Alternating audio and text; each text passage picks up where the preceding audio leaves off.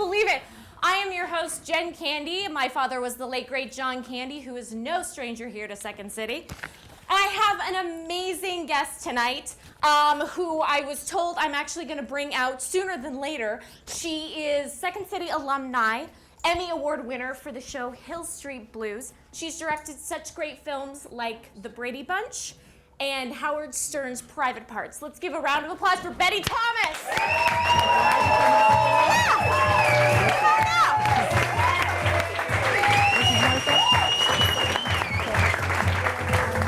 Are you sitting over here? I'm going to sit here because your camera's there. Okay, We're going to switch it up. Now, normally I like to take a seat. Wait, where's show Rose? a clip. Where's my mom? There she is. Oh my God.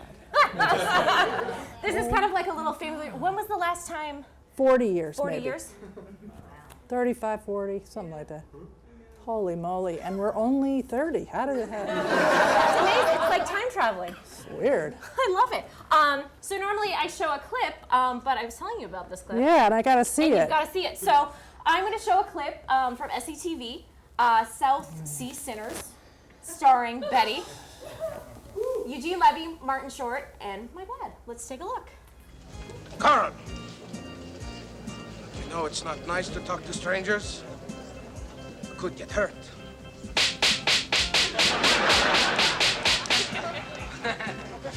Say, is that any way to talk to a lady?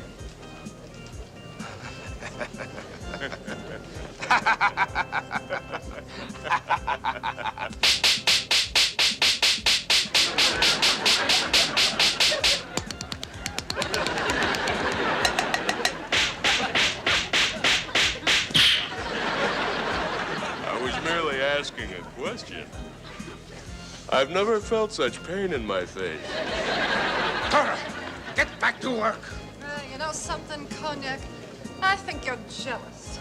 Yeah, that's it. Hey, everybody. Right. I think Cognac's jealous. Yeah, I'm sure. He's jealous.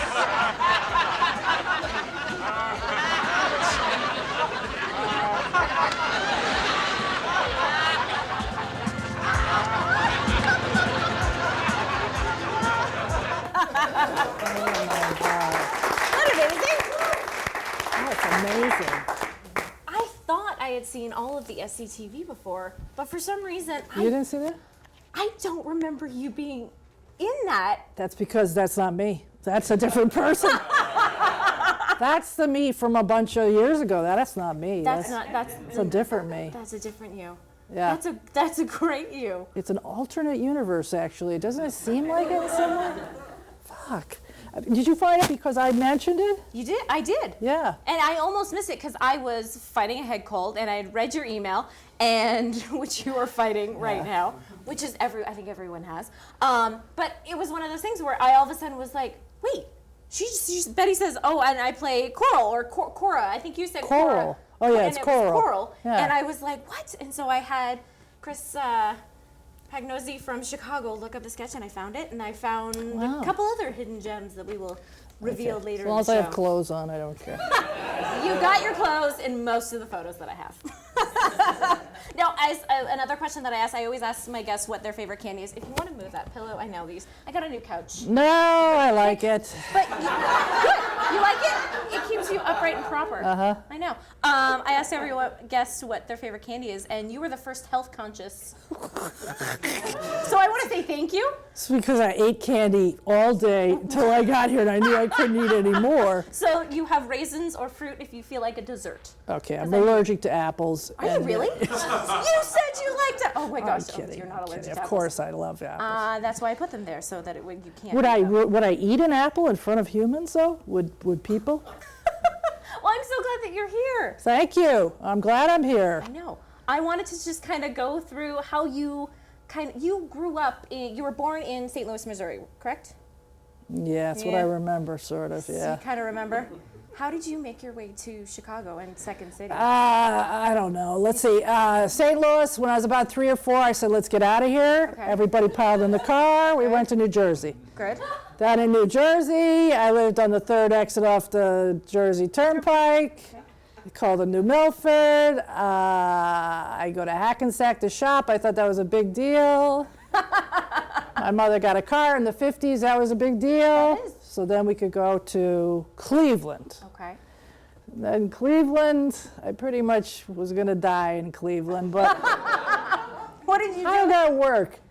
How did you? I graduated from high school. I went to Ohio University. I got thrown out. That's how it worked. Now I remember.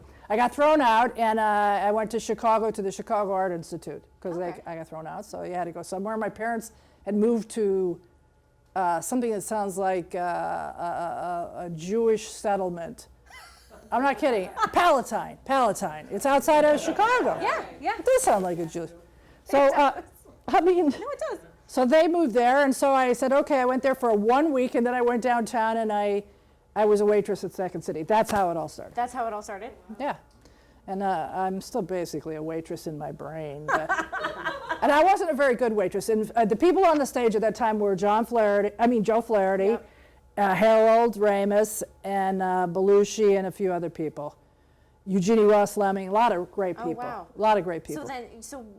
What made the transition from you being a waitress? I don't know. Flaherty used to yell at me all the time because I was way too big, and I would come way down in the front, and I would take orders right down in front while he'd be sitting on stage by himself doing, something Yeah, because wonderful. in Chicago it's like cabaret style seating, so it's little tiny chairs. Yeah. There's not, and back then there still isn't a lot of room. It's about the same. Yeah, It was the same nothing's then. changed. So I got hollered at. I didn't know how to make coffee. I'd forget to put the coffee in there, and I just put water through. And you got a lot of people out there waiting for stuff, and I'm like, oh. Like whatever. I think I was high most of the time. There's a lot of drugs. Can't remember what kind of drugs, but there were a lot of drugs. There was many of them, a plethora. And then somebody dared me to take a workshop, and that's kind of how that. Oh, I really? took a workshop. What, yeah. what workshop did you do? I think Joe Forsberg was teaching it, and it was for the children's something or other, and I did that. And then out of that, someone said, yeah, but what about Dell's workshop? Oh. Del Close, who you may have heard of, famous human being, He who was taught all of us, basically. I guess. Alumni of Second City. Some think of him as some sort of guru. Yeah. He was, very eccentric. But Is that the way to that's put it? right. But his concept was that improvisation, not sketch, but not written sketches, but improvisation is an art form that belonged on the stage, as opposed to Second City, which believed, with Bernie Solins, who ran Second City at the time, he believed that it was a way of creating material, but it didn't belong on the stage. So that's the difference. And so Del taught me, and that's how it started. Did you and Del get along? Yeah, we did actually. I always go, what are people talking about? But he did call me a douchebag one time backstage during the show, very loudly, so that everybody could hear it. But besides that, he was.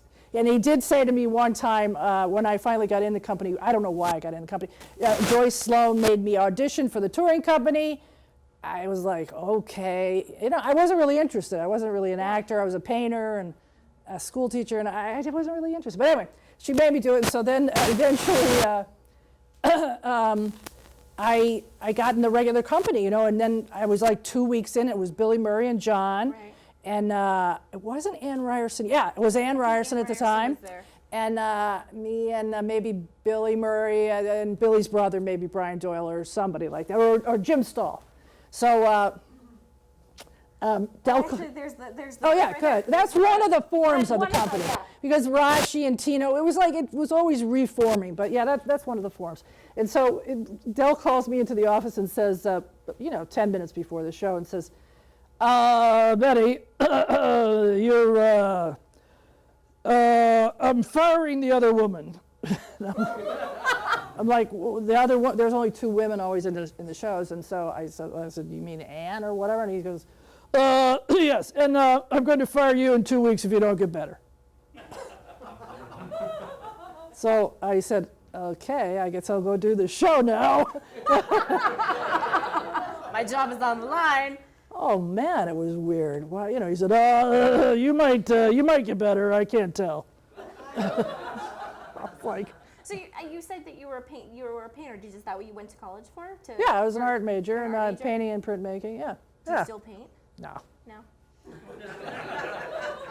No, you can't be an amateur painter, you know, like you can't be a Sunday painter once you've actually been a painter, I think. So it's like you'd be a Sunday improviser. That wouldn't be good. That doesn't work out. No, that would be good. So you said that you didn't necessarily want to be an actor. Like, No, I was not interested. And I said, when Eugenie Ross Lemming quit and they needed to, I was in the touring company, I knew all the things, and they said, well, Betty, take Eugenie's spot. And I said, okay, well, until you find a real actor, you know, and then they never found a real actor, I guess. How long were you there for? 3 years, I don't know. Something like that, I don't know. But that's because Dell didn't fire me after those 2 weeks, I thought. And Ann Ryerson came back, by the way, just to be clear. You know, he may have fired Ann Ryerson and tried to Bernie put a million other women in there. And then Ann Ryerson came back because she was good. Ann was great. Mm-hmm. Well, you guys were all really good. Did you like the process of like writing more? Or? No, I'm not a writer. I'm an improviser. But this is the first all-goy company. Just to be clear, we were all goys, and we were all over 6 foot. Oh, wow. Billy Murray was the shortest person in the company, actually. It was between Rashi and Murray. And they were just barely 6 feet. So we were all, Ann and I were 6 foot. And even though Ann says she's not, she really is 6 foot. So. Ann's really tall. Yeah, she's 6 foot. She is 6 foot. It's all right. I'll call her later and tell her she's 6 foot. You should. On a good day.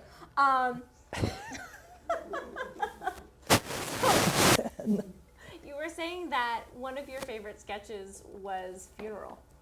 Yeah, it wasn't my sketch. I didn't create that. As in, you performed it. Yeah, but I took Eugenie's role, so I got to be the mom. Did they know what that means, funeral? No, I'm going to show them. Oh, what okay, Funeral fine. is. Can I show them what Funeral is? Yeah, why not? Why not? It's a good one. Can we take a look at Funeral?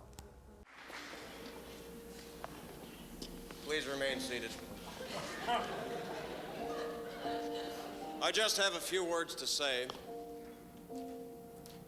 I'm sure that the memory of Eddie's death will remain with us forever.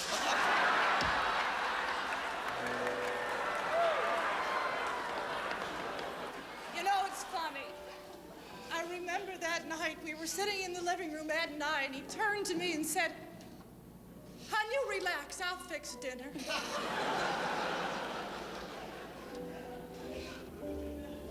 I remember his last words. He said, "I think there's some beans, I'll look." I heard these noises coming from the other room. I went in to see what was going on, and there was Eddie with the bean can on his head, hitting his head against the refrigerator. I tried to get him over to the...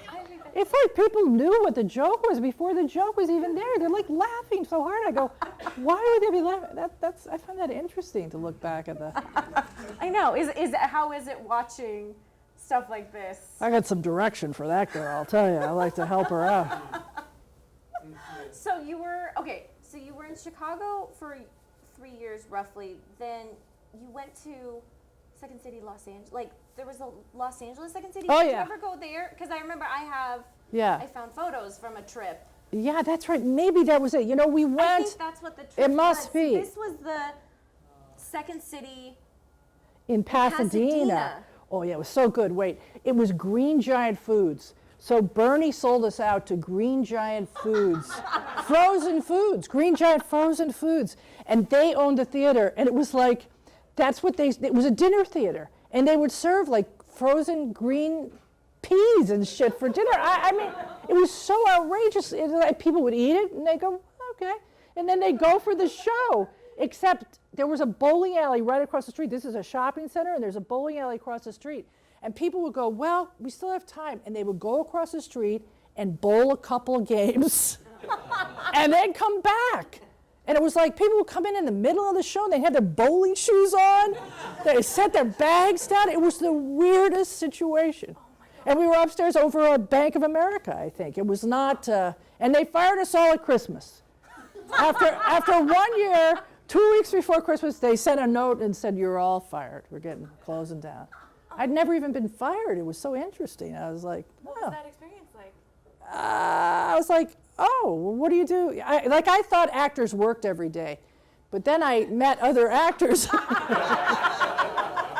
who didn't work every day, and I was like, wow, this is weird. Like, what do you do? Go on trips and shit? I mean, what do you do?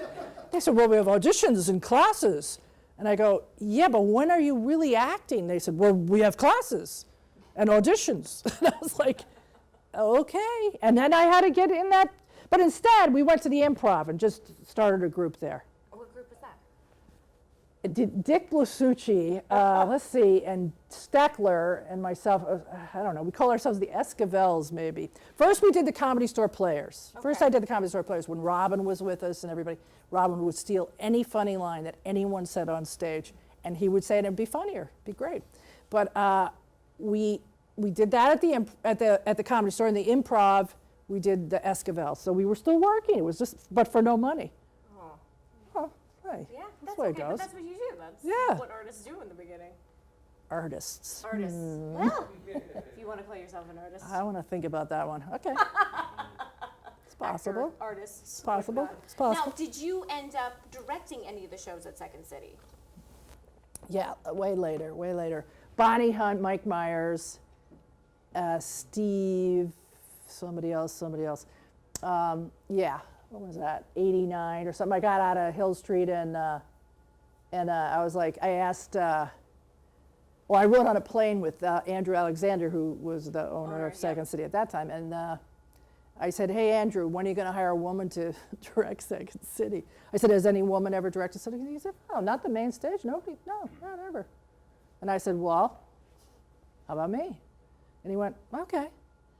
I was going to say, there's probably still to this day, I can count on one hand how many. Yeah, maybe 3 or 4, but it was cool to do that. I mean, that. And then I asked Stephen Bochco, who knew I wanted to become a director, and said, I said, would it help me to go direct Second City, or is that just, totally another world and doesn't have anything to do with it? And he said, no, it will help you to do that. Go do that. He said, and it'll help you say no to actors. And I was like, yeah, what did that really mean? And then I got there and I met Mike Myers and Bonnie Hunt, and I realized what he meant about saying no. When you say, Bonnie, that sketch is not going to be in the show. And she goes, why not? And you go, well, because it's not good enough. Or when Mike Myers would say, I'm doing this character, and then I go, no, you're not doing it.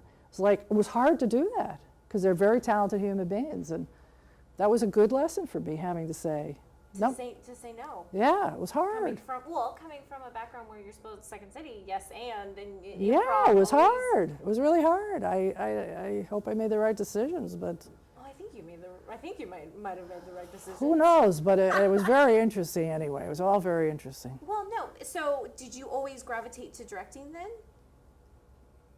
What was the moment that you? I don't know. What's that word, gravitate mean? I don't know. Like, Did you always think you wanted to be a director? I guess not. I was a painter, but I don't know. Well, while you were in Second City. Hey, remember this in the 70s? You don't remember this, but No. in the 70s, there was this thing called networking. Bernadette, you probably maybe remember this. And women would network in particular because women were all effed up and, they didn't, feminism was there, but we didn't have anything. It just meant you could fuck whoever you wanted. That's all it meant. Hadn't really gotten beyond that. And so we had a thing called networking where we would all meet together and you would exchange phone numbers and you would say, and you would make a notebook of what you were going to do for the next 5 years, your goals for the next 5 years. Pretty interesting experience. So I wrote down all this stuff, and I found that notebook years later, and one of the notebooks said, and this was when I was, a little bit of an actor. I mean, I was doing Second City, I guess, because I was in California. But that's it, really. And I wrote down, yes, I'm going to be directing. I'm going to direct a movie. I know the first movie I want to direct. And it's about a man who lives underwater and can breathe underwater. I was like, what? I was like, it's like an infant, saying, yeah, this is what I want to do. It was just so infantile. But, you go, what made me say I was going to be a director? I have no effing idea. Well, there you go. So, I don't know. Then I forgot about that for years and years, and then You continued the acting. You did. I did. First movie was Tunnel Vision with my dad, which was the weird. I did, because it's the weirdest movie I have ever seen. It wasn't really a movie. Well, It was- it was a bunch of sketches. It was sketches, and they lied to us. They didn't pay us any money. Neil Israel lied to us and said, we're just doing these for colleges, and you know, we don't even know if we can do that. And then suddenly it came out as a movie, and I was like, And it didn't edit together well at all as a movie. it didn't, because it was just a bunch of arbitrary sketches, you know? Yeah, no, which was Interesting, but yeah. anyway, Weird to watch one day. yeah, I don't. Television. I couldn't. I don't think I recommend- got through any of it. I think it was me fast forwarding. But Going, everybody was in it. That's in it. But everybody was in it. Bill Murray's in Bill it. Murray, Harold, Eugene, everybody. Joe Like, Flaherty. You go on IMDb and you look at everyone who's in it. You're like, holy crap! Everybody was Everyone's in this movie.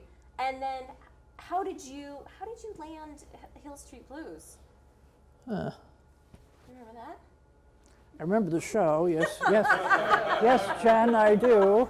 It's going, but I do. And so here's the thing. Are there actors in the audience? Is anybody an actor? Yeah. Okay. So here's the thing.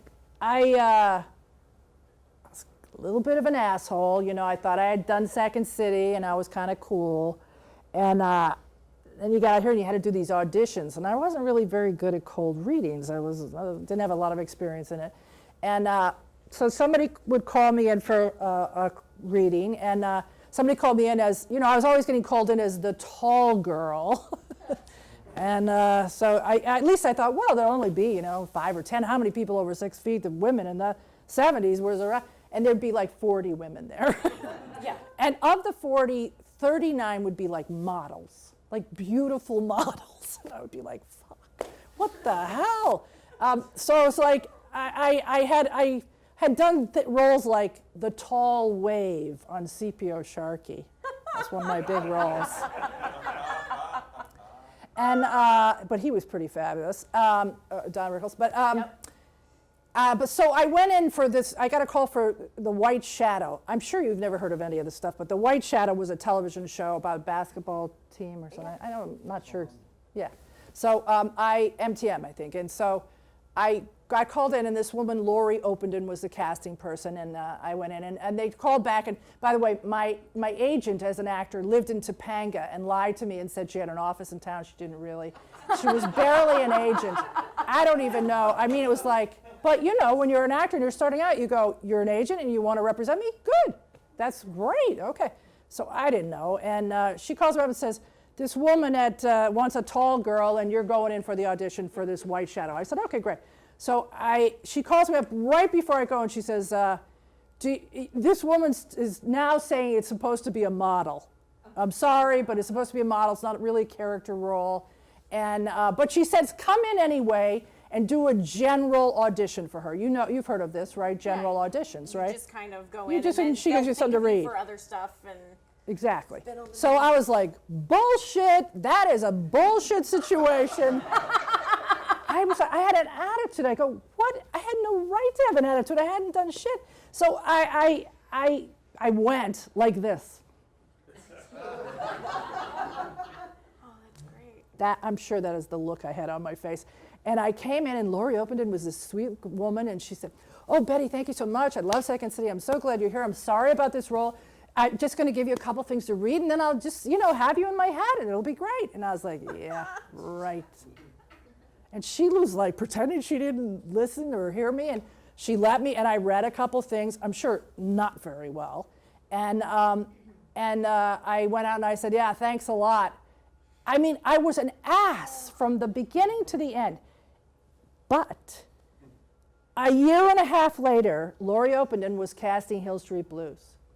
Lori went through her little file and said, I'm going to get that really sullen asshole girl and bring her in for this role. And there were only 4 people for that role that came in for that role. It was just supposed to be a day player, really, by the way. So that's how I got in, by being an asshole. I mean, now I think back. I said to Lori after I knew her better, I was like, oh my God, how could you have done that? And she said, because I knew you were right. You were physically right. You were right. I knew you were fucked up that day, and you didn't. How about that for a casting person? I knew you were fucked up, and I knew you were not doing what you really do. And she said, so I didn't pay any attention to that. I was like, what a fucking great casting person. So just a reminder, actors, go for general auditions, because look at how my life changed. I didn't own a washer and dryer. I never had a color TV. And so all that stuff is Lori opened in. That's amazing. Those are the big things in my life, by the way, the color TV, washer and Washer dryer. and dryer. I still don't have a washer and dryer in my unit. Oh man, it's the best. I know. Oh my God, it's so cool. Sometimes I just go in and do some wash, for the hell of it. Throw it in. Drought? What drought? We're just gonna wash a couple wash things right some here stuff. and there. I know, it's So cool. It's very therapeutic. It is. Okay, I was telling you earlier, and I didn't want to forget these because I had photos. Pictures. I know, aren't those great photos? I had some photos that I had found in my grandmother's. So when my grandmother passed away, she had so much stuff of my dad's stuff, and so I found photos from the Second City. Oh, and when we were in When Pasadena. you were in Pasadena, but I found photos from when you were at Disneyland. I still don't know At that. I Disneyland, cannot right. remember So, that. There's you Oh in the my back, God, look at John. Like, my dad, shit. Dick Lasucci, and then Joe Flaherty's wife at the time, or girlfriend, or there you go. I don't know if they were married back then. I think they were. Were they married? So then, wife. Yeah, in front of the Wow. main entrance at Disneyland. I don't And have then- any memory. No, and then that's the photo of you. That's me? That's you. Fuck. And then I collided a bunch of. So it's just you in front of Dumbo. See, it's interesting, huh? Disneyland. Your I life. know. You can't remember your life. So remember shit now, so that when you get older, you can go, oh yeah, I remember that shit. Well, I'm afraid because everything's digital and photos are all digital. If you lose, They're gonna disappear. they're Aren't they? gonna disappear. You're not gonna see. No, won't they My just be around? memories are gone already. Like I fear for. I'm. Well, won't they be on YouTube forever? I mean, won't you be not be I'm hoping haunting YouTube you? will be there forever, but you never. You never know. Well, you're I'm right. that person that's like, do you back that phone? You should write that down. You're like, you're just so negative. I'm like, no, just that could collapse one day, and Yeah. you don't have all of your contacts or information. But besides the point. But yeah, I found these, and I thought these were great photos. Are you gonna send them to I'm me? gonna send them to you. Oh wow! Now There's I know tons why. of other photos that are just. Oh, and then there's another photo of Dick Lasucci and you, and that's baby me. I don't know. You're kidding. That's baby me. I don't know if it was a birthday or what you guys. We were making you dress up in different outfits and Probably. do like horrible things. I'm pretty sure. Yeah. Pretty sure I remember that. I do have flashes of that from my childhood. I think we had you doing horrible things, but it was funny. You were really funny. Damn it. That was probably the last time I saw you. Is that right, Rose? That could have been the last time I saw you. That was the last time you saw me. Holy I have a shit. lot more hair now. Yeah, you have more hair, I have less hair. That's a wig. I'm sure that's a wig. You had such great hair. Oh, man. That's not a wig. That was your hair. I had no concept, though. Do you notice that picture? Like, there's a picture outside. It's like my hair is 3 times as big as my head. And it's like I had no concept of that. I didn't see that. Now I look at it and I go, oh, my God, what was I thinking? But you just don't know. Yeah, but I have those photos and I will send them to you because I Good. think they're fabulous. Good.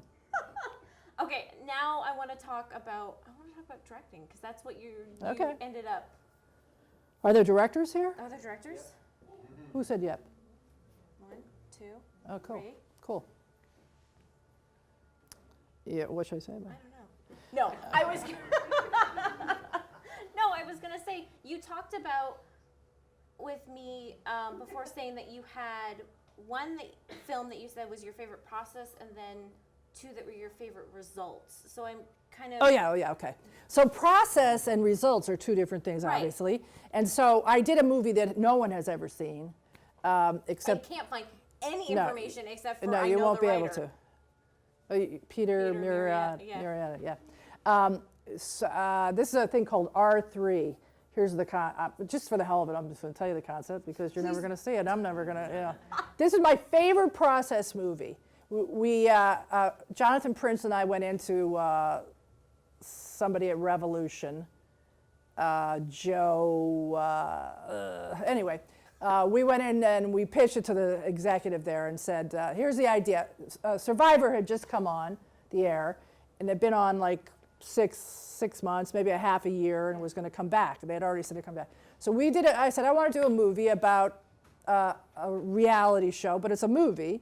And in it, you'll see the reality guys that are going to this island. Then you'll see the producers that are on the island, and you'll find out that they're part of the show, and they didn't know they were part of the show, but there's cameras on them. And then the Sony executives are laughing their asses off back in the thing because they say, look, the producers don't even know they're part of the show, and they're part of the show. There's cameras on them.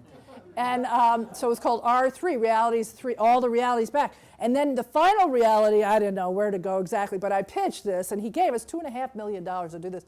I pitched, and the final reality is the Pope. The Pope is in charge of realities. And he's sitting in an editing room, and he has all these. So then, but here's the big idea, right? That was just a little idea. The big idea was that after you saw the Pope editing very carefully, and I got a look-alike guy that was perfect, looked just like the Pope. The camera sort of wandered over to a picture of to a statue of the Virgin Mary. And you kind of moved in on her, and in her eyes, you see two red lights. There are two cameras in there. And you go, holy shit. And you go deep into those eyes, and you melt to whoosh. And you look at the screen, and I had a live camera in the back of the theater on the audience. And what you see on the screen is the backs of everybody's heads sitting there like this for a minute. And then I drew things earlier that said, asshole who doesn't believe in reality shows, and I circled like little areas, and there were people in those areas that then went, fuck, and turned around like this. And they were looking around it to figure out what the fuck, and they kept looking up. Some people were going like this. People got up and started dancing. I hired those two people. I wanted to say, I don't know what I was saying. I was trying to have an event take place at the theater that couldn't take place. It would be different every night. And that you are the reason that reality shows exist, is the audience is always the reason that reality shows exist. You can't blame the Pope, you can't blame God, you got to blame yourself, or thank yourself, however you look at it. So anyway, that was the concept. The guy, I did it at the Beverly Connection, an old theater used to be down there, the guy that's the old projection guy, like from, he must be 1 million years old, he said to me, oh my God, this is exciting. He was so excited. This has never happened before. He said, I can't believe it. It's going to be so good. The audience hated it. The audience hated everything about it. I had 100 people. I had to start out with 400 people. 300 people left. This is a test screening. 300 people left. And they were like, dude, it's a TV show. What the fuck? It's a TV show. And I was like, oh, shit. And but the 100 people that stayed, they fill out those little forms, loved it. 5 stars. This is it. What the hell is this? This is something great. I've never seen this before. And I was like, Joe, look, there's 100 people that like it. He said, yeah, there's 300 that hate it. I said, so it never made it out. But the process was so much fun. It was like there was no one there. We were making our own movie. No one was around. 2.5 million at that time was like, poof. They didn't even think about it. It's like, I made no money doing it, but I didn't care. It was so much fun. I had a friend of mine, or a good actor, and a friend of mine, I'm not going to remember his name right now, but Phil Lewis, I think. He's a black actor who played a black, gay, handicapped executive. Because that's why he was hired, because he was a black, gay, handicapped executive. And they had him in a wheelchair, and he showed up on the island. It's all sand, and he's always in the back of every scene going, guys, wait for me. It's like, to me, that was funny, but, nobody to tell me I couldn't do it, so.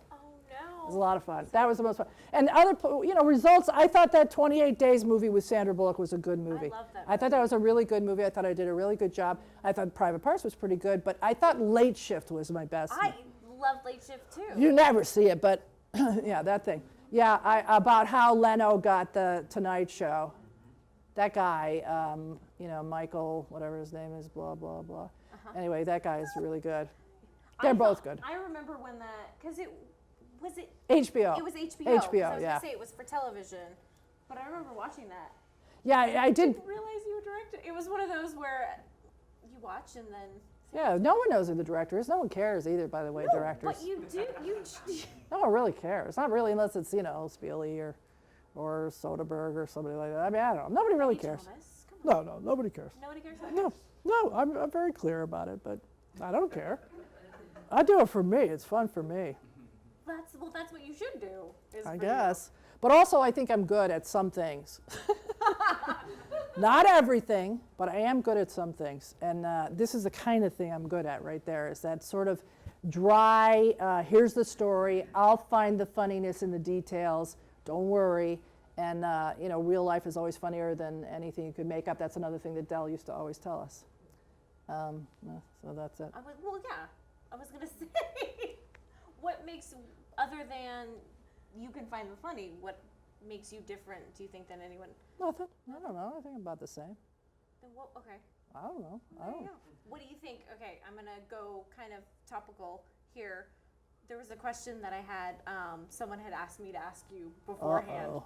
That was more in the genre of nowadays. I'm going to read it because it was wordy, but it was good. Okay. The issue of gender bias and equality is a hot topic right now in Hollywood and the LA improv community. Women are very much speaking out about how they are treated both on stage and off. What are your thoughts about being successful in a traditionally dominant, male-dominant field? That's a smart person that wrote that, huh? Yes. Yeah. It's not so good, but it's good, but it's not so good. I mean, it's a problem, but it's pervasive. We're all racist in some ways, and we're all sexist in some ways. And I find myself, because I had a sort of easy transition, it was easier for me to not face that there was a sort of a gender bias going on ever. Like Second City, there were 5 men and 2 women. I mean, shouldn't I have said, hey, why aren't there 3 women and 3 men? But I don't really remember saying that. I remember going, Did you feel like you were one of the guys? Like, it's yes, I think sometimes so. where you feel like, I know, for me, it's like, my group of friends were mostly male, because it's like, I always kind of felt like I was one of the boys in that sense. Just yeah, maybe. Personality-wise. Yeah, maybe more out front people, women seem more like one of the guys. And I think that's probably why, when I went to college, I started saying the word fuck.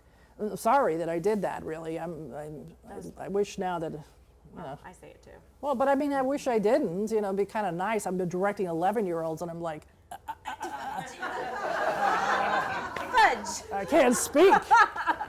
But I did learn that word, and I sort of did I did sort of the concept of art at that time, was, and when I got involved with theater, it was things like Marat Sade. Let's see how far you could go. How far are you willing to go, revealing, things that you would never do in front of people. I mean, that sort of was what was happening in theater when I first started that. So that sort of maybe made me more of a person who was one of the guys. I'm not sure about that. But I said fuck, and I, rode a motorcycle for a while. I don't know. Really? Yeah, because my van got crashed on the Pacific Coast Highway. Anyway, I think that you forget that there, like I do remember people saying, I started in TV, directing in TV, and I already told you how I got my first job, right? I said I lied about it. Did I say that? No. Well, I don't know how you guys got your first job as a director. How did you get your first? Yeah. Okay. So I went to the, after Hill Street, I was like, I'm not going to be that young anymore, and I don't know how this is going to work. And there was nothing really in movies that was better written than the Hill Street thing. So I was thinking I had been observing on LA Law and Hooperman, and so I thought, well, I went to an event. They have celebrity bullshit events all the time, and you got to go to those things if you were on a television show. So, it was a free trip. You'd go.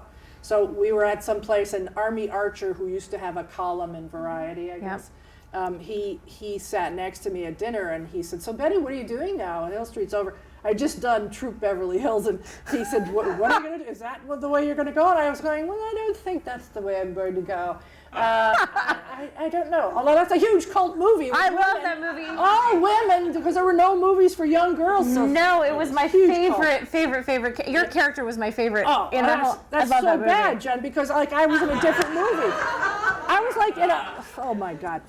Mary and I was like in a movie. I kept saying to the director, aren't I a little big for everybody else? And he goes, no, you're fine. Oh my God, Shelley is so natural. Everybody's natural. And I'm like, la, la, la, la, la. Love the smell of cookies in the morning. I mean, I was just like nuts. I was nuts. Anyway, so I said to Army Archer, I said, Army, I had been observing on this Hooperman show that was a John Ritter, rest his dear, dear soul. Yeah. And he said, well, are you actually directing? I said, yes, I'm actually directing. I don't know why I said it. Because I guess you're probably embarrassed to say, well, I'm just observing. I've been observing for 9 months. And I can't do this much longer, but I can go for a, anyway, so I said, I'm directing. Yes, I'm directing. It's very good. And he said, well, congratulations. That's great. In the column Monday morning, it was there. And, oh yeah, we had talked about it. And it says, Betty Thomas is directing Hooperman with John Ritter, blah, blah, blah, blah, blah, blah, blah. And somebody called me up first, a friend, and said, dude, you're directing. I was like, I am? Really? Thank you. And they told me what it was, and I was like, oh, fuck, I'm fucked. People are going to call me. The next phone call was a producer of the show who said, I said, hi, I want to explain what happened. I got to tell you what happened. He said, no, you don't have to explain. I get it. I get you went a little bit too far. And he said, and you've been around on the show for a long time, and we're going to let you direct a Christmas show because no one wants to direct during Christmas. And so we're putting that one aside for you. I said, you're kidding. So all I had to do was lie, and you gave me a fucking job after that. And he said, well, I guess you could look at it that way. I was like, and he said, by the way, if you fuck up, you will never work again, and you will not be a director at all. So I guess I didn't fuck up that badly. And I got to direct a couple more of them. And then I was like in the thing, And then you were in the groove with... Kinda. I mean, let's face it, the first time you direct, and I highly recommend this I say to women or anybody, but I mean, you have to be over-prepared. But in television, it's hard to be over-prepared because there's never a script ready on time. Correct. If you work in TV, you know that. It's never there on time. So you're going to prep really for 2 days, even though they tell you you're going to prep for 4 days or 5 days for a half-hour single camera. But you're only going to get 2, maybe only 1. Who knows? You might not get any. But so I took the 2 stand-ins. Since I had been there for a year, almost a year, I knew everyone's name. I knew every person. Everybody had been kind to me. I had the 2 stand-ins come on Saturday. I prepped Friday. I got the script on Friday. I was shooting Monday. So I prepped a little, went to a location.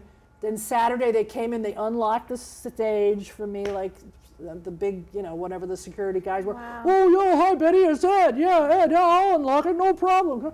So they were so sweet. And I went in there and I paid them each $25 to run the entire show of everything that was interior, you know. My gosh. And I put marks on the ground. I can't even believe I did that, but I put little marks on the ground, and I was like, oh yeah, this is this character, and this color is this. I mean, I tried to do everything I could do. I had my little viewfinder. I marked what kinds of lenses I was going to use, when it was a zoom, what I was going to do, who I was going to follow. Oh, you're fine. That's okay. Yeah, fine. Oh, the game's all.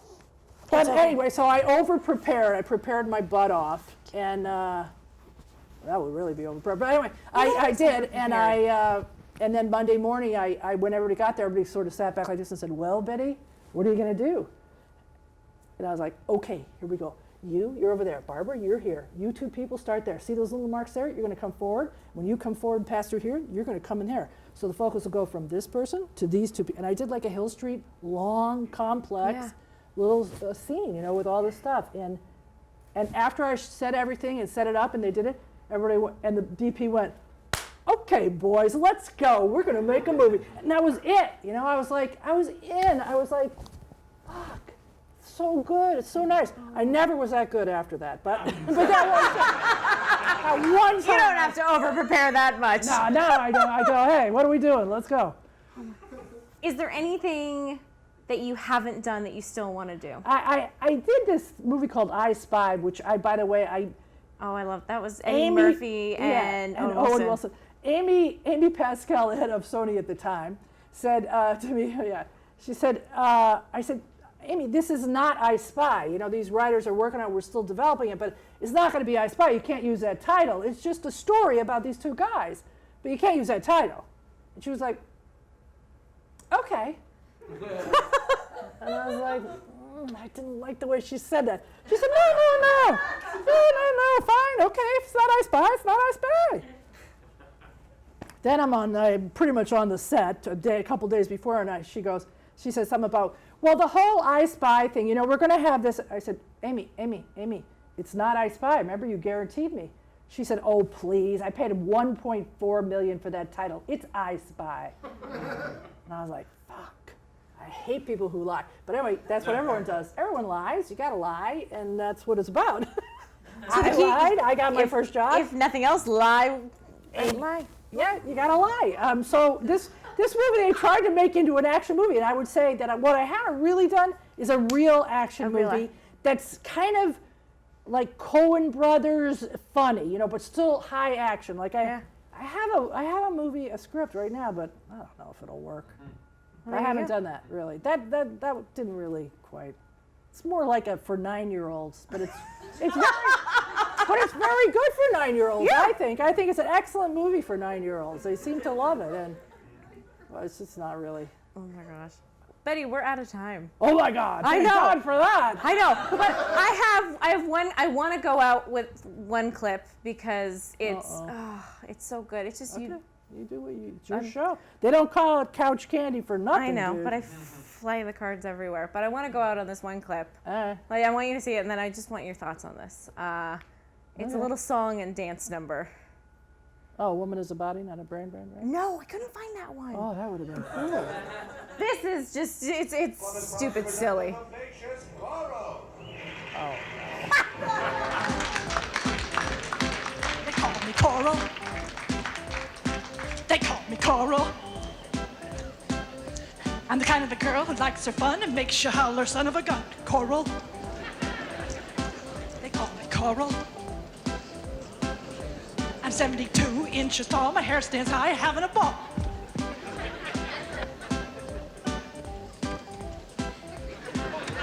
They call me Coral.